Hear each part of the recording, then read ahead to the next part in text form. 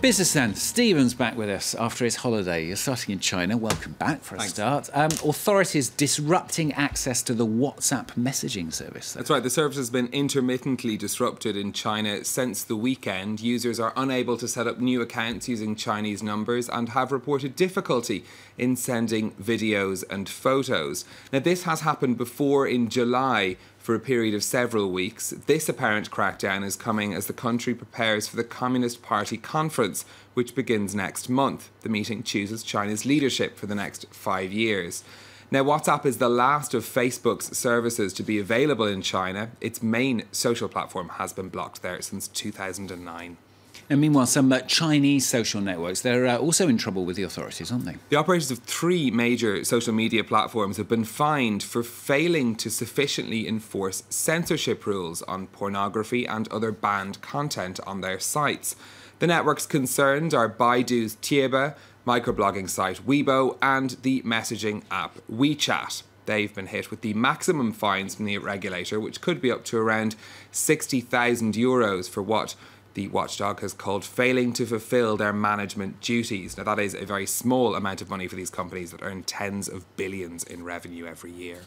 Big story in France today now. We're expecting news today of a merger in the train building sector here in France. The board of the French group Alstom is meeting today to discuss plans to merge with its German rival Siemens. The idea is to create a European train builder capable of rivaling China's CRRC. Alstom and Siemens are already have discussed a merger back in 2014, but the French firm instead chose to sell off its power generation business to General Electric. Lauren Berstecker has the story. The inventor of the TGV could be about to go German. A merger between Alstom and Siemens would create a supergroup with projected combined sales of €15 billion and which would employ almost 60,000 people. A move which would enable the company to compete with Chinese giant CRRC and its market value of nearly €34 billion. But one that has Alstom employees worried about their job security. It must be a balanced effort between the two countries. We can't just say let's empty the French sites, hire in Germany, or vice versa. There needs to be a balanced agreement. French authorities are also reluctant to cede control of Alstom, having already sold the company's energy arm to General Electric and have closely liaised with Berlin to negotiate a fair deal. A potential solution could see Siemens get just over 50% of shares, while Alstom's current boss would remain CEO.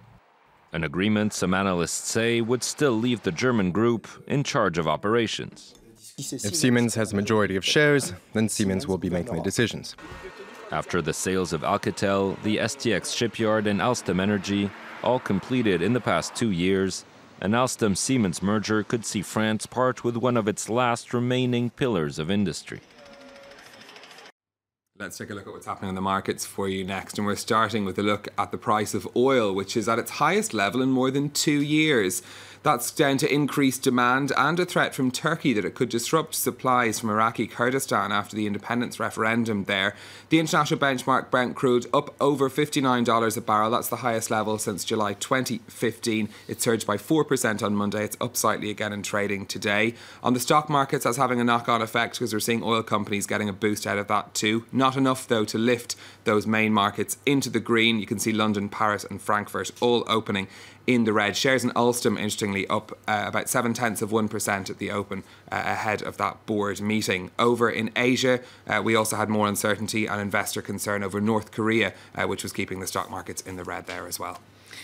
Now, last from Stephen, investors really haven't been impressed, apparently, with the new iPhone from Apple. Now, the expectations were sky high for what turned out to be the iPhone 8 and the iPhone X, which were announced by the tech giant earlier this month. But demand has been weaker than expected for the 8, and that sent shares tumbling to their lowest level in 8 weeks. Since the day before the product launch, Apple shares have lost almost $11 each in value. That's wiped a whopping $56 billion off the company's value. Now, Apple shares are still up by 30% this year, but the iPhone is their biggest earner, and there's a lot of anticipation around the new models. The iPhone X, which opens for pre-orders in just over a month's time, may provide some of the boost the company is hoping for, though. We shall see. Thank you very much, Stephen. Good to have you back with us on the programme.